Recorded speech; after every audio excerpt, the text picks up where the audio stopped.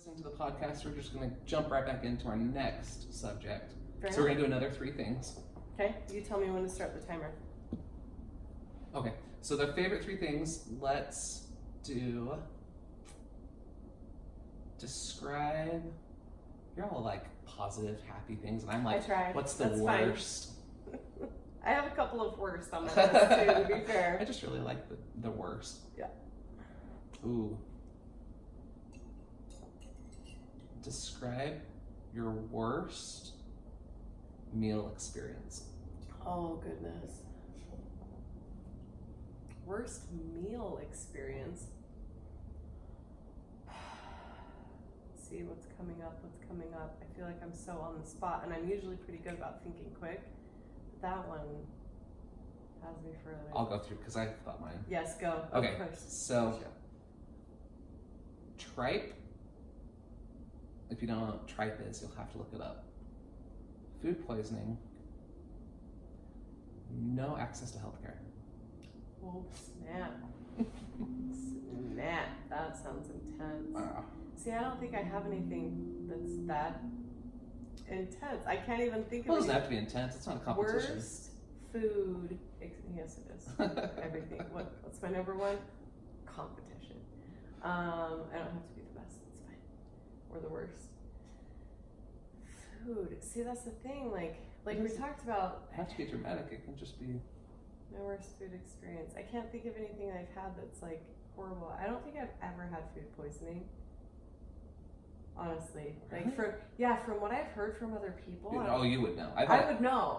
I had it twice in Texas, and it was, like it. Yeah, exactly. Like you feel like actual death. Do you know, it got so bad. Oh, I thought of one. Okay, I thought of one. It's actually it's entertaining to me, but pregnant. Of course. Pregnant.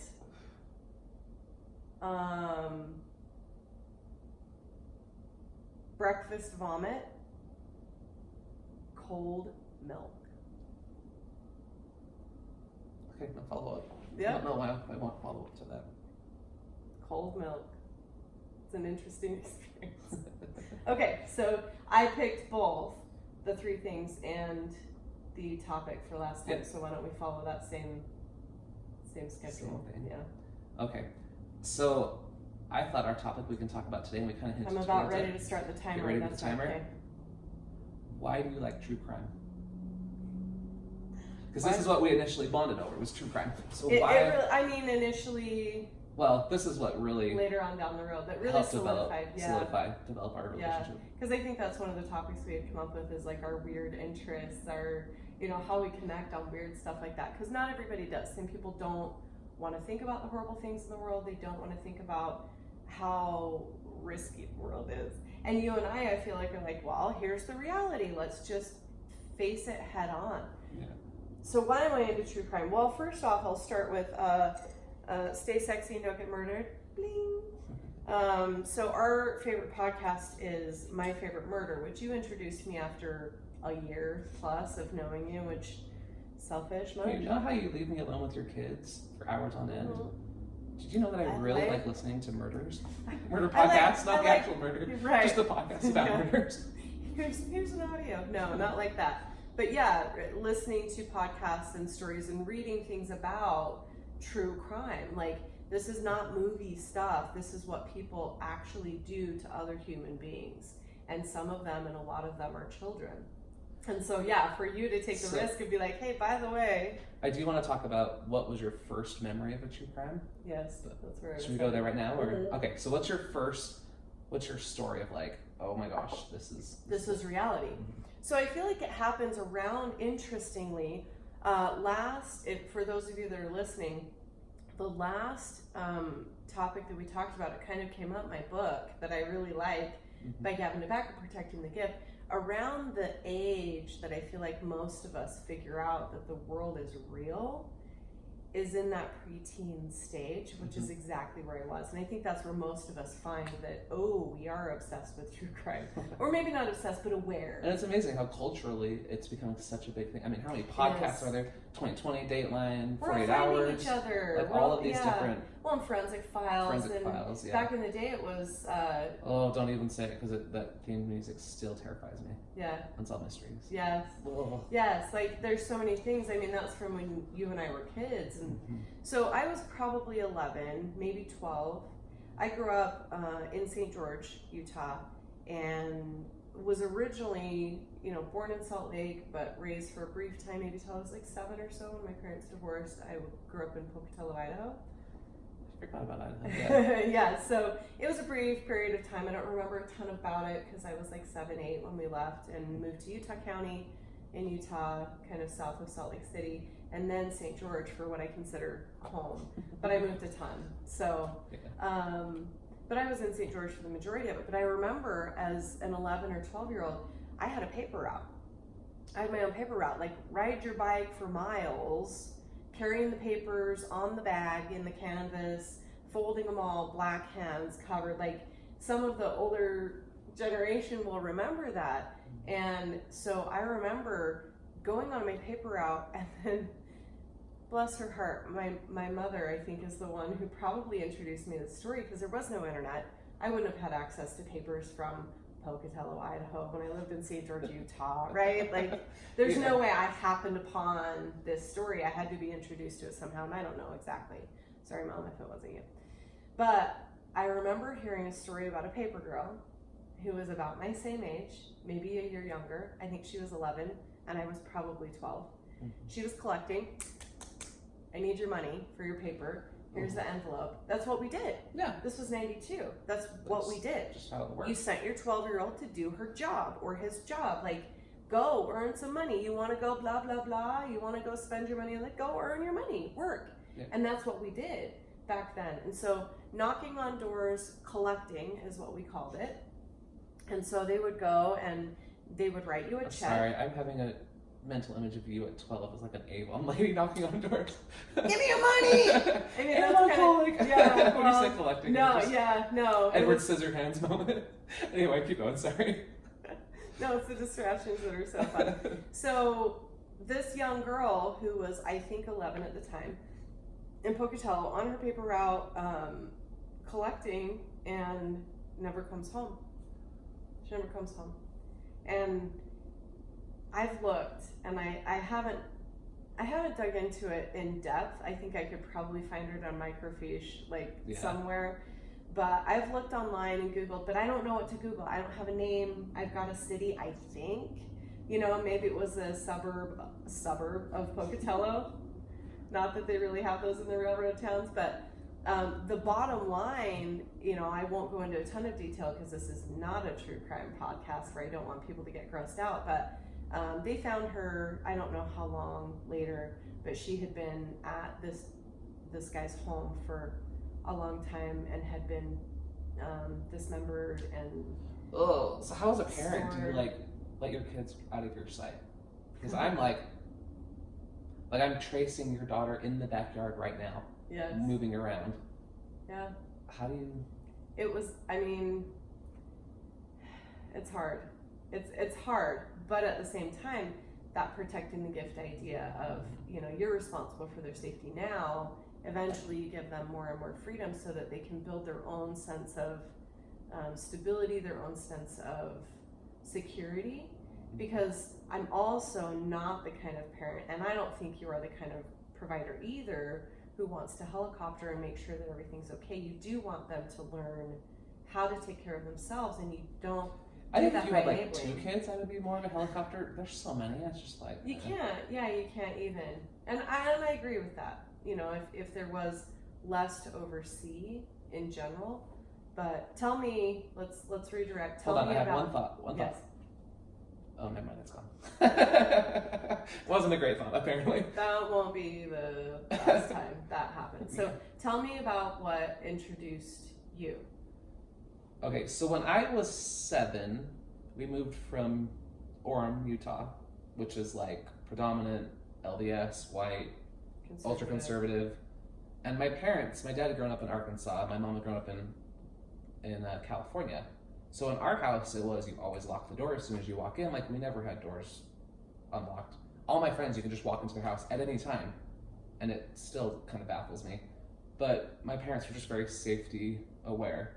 So right before we moved, I was sitting in the front room. I believe it was around Christmas time, and I was probably trying to peek at the gifts, you know?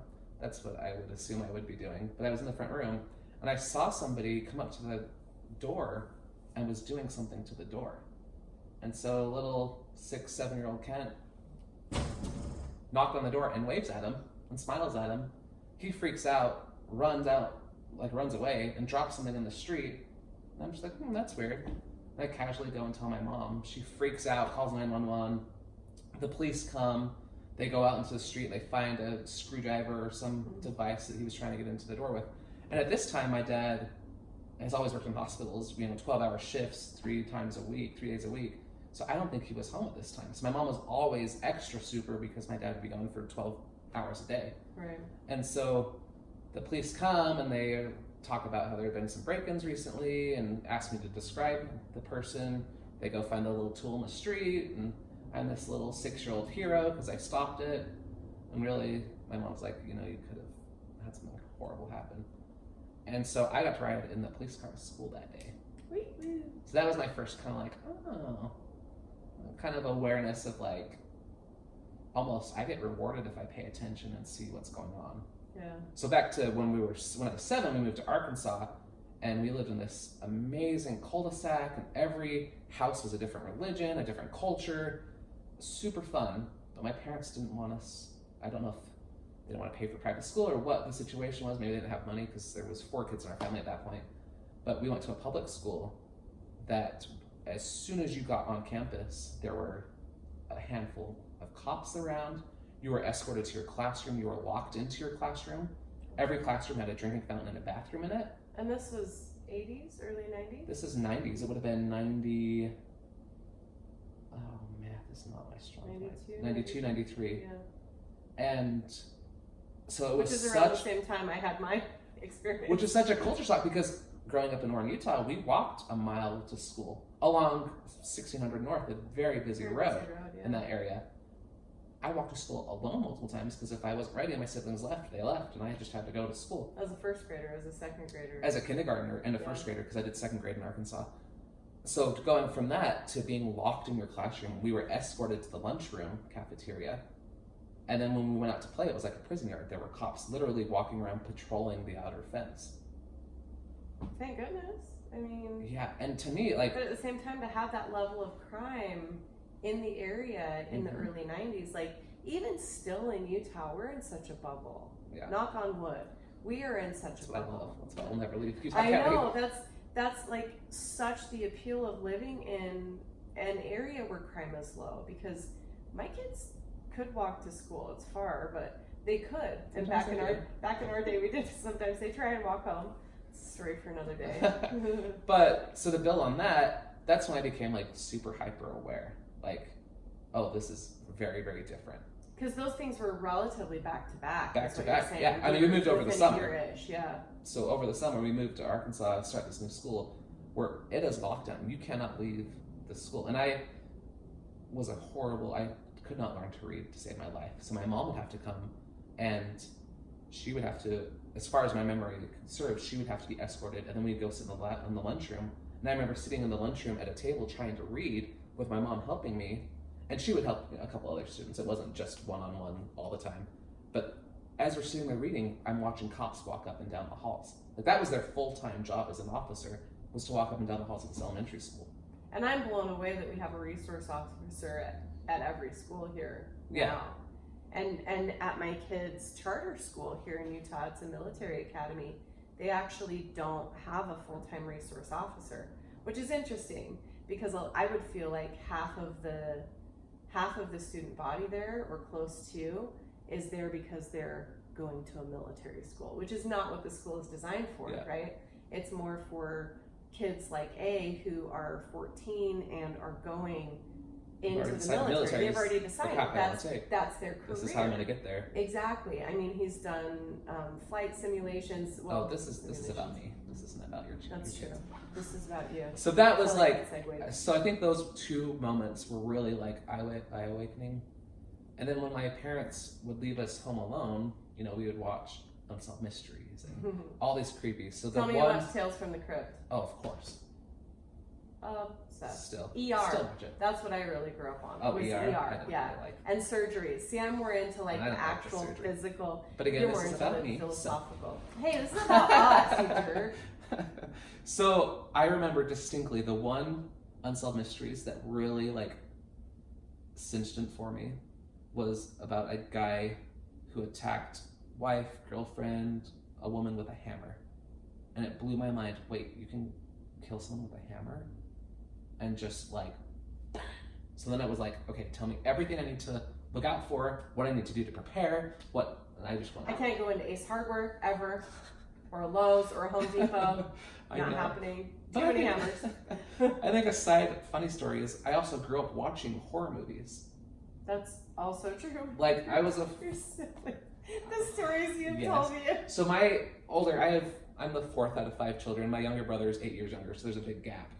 So you're basically the youngest. So I was the youngest for a long time, and we would watch Child's Play, Friday the 13th, Nightmare on Elm Street. Like that was just normal. And it was, and I feel like to some extent it still is. It still is, but that was just normal to me. But I remember before we moved to Arkansas, so 6, 5 years old, we watched Child's Play.